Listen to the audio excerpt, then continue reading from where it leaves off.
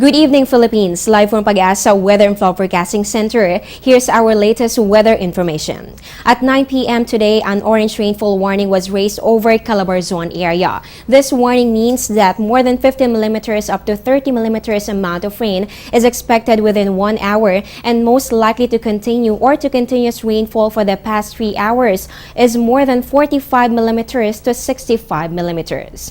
Meanwhile, a yellow warning was issued over Metro Manila and Bulacan area. Expect moderate to heavy rains that are most likely to continue within the next 3 hours. Rainfall values varies from 7.5 millimeters to 50 millimeters amount of rain within 1 hour and most likely to continue for the next hours. And people are advised for possible flash floods. Meanwhile, light to moderate rains are now being experienced over Bataan and Nueva Ecija, which may persist for 2 to 3 hours. Residents in low-lying areas are alerted against possible flash floods and landslides.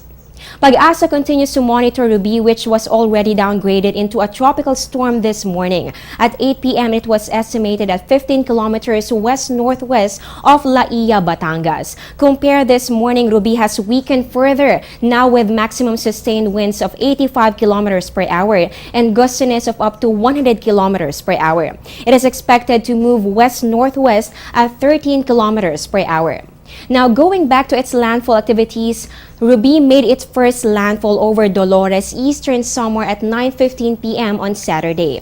Yesterday at around 9 in the morning, it made its second landfall over Cataingan, Masbate. 11:05 a.m. today, it hit Torrijos, Marinduque, and at 5:45 p.m. today, it made its fourth landfall over Laian, Batangas. Tomorrow afternoon, it will be at 240 kilometers west of Quezon City, and if it maintains its speed and direction, it is expected to leave the Philippine area of responsibility by Wednesday evening.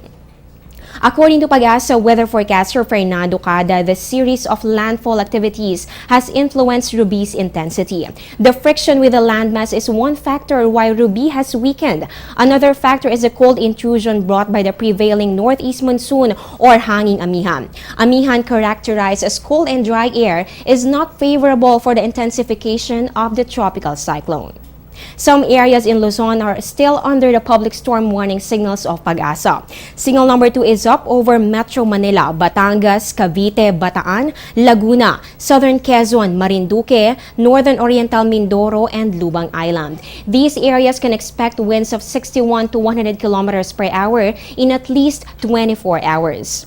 Signal number 1 includes Zambales, Pampanga, Tarlac, Bulacan, Rizal, the rest of Quezon, the rest of Mindoro provinces, and Romblon. Areas under signal number 1 are expected to experience winds of up to 30 to 60 kilometers per hour within at least 36 hours. For tonight's weather forecast, stormy weather is still expected over Metro Manila, Calabarzon, Bataan, Marinduque, Northern Oriental Mindoro, and Lubang Island. Meanwhile, Zambales, Pampanga, Tarlac, Bulacan, Rizal, Romblon, and the rest of the Quezon province and Mindoro will have rains with gusty winds. The rest of Luzon and Visayas will have cloudy skies with light to moderate rain showers and thunderstorms, while the residents of Mindanao can expect partly cloudy to cloudy skies with isolated rain showers or thunderstorms. According to Pag-asa, Metro Manila will be at its closest distance from the center of Ruby tonight, so be prepared as Ruby is expected to dump moderate to heavy rains in the following hours. No more about the impacts of Ruby when we return.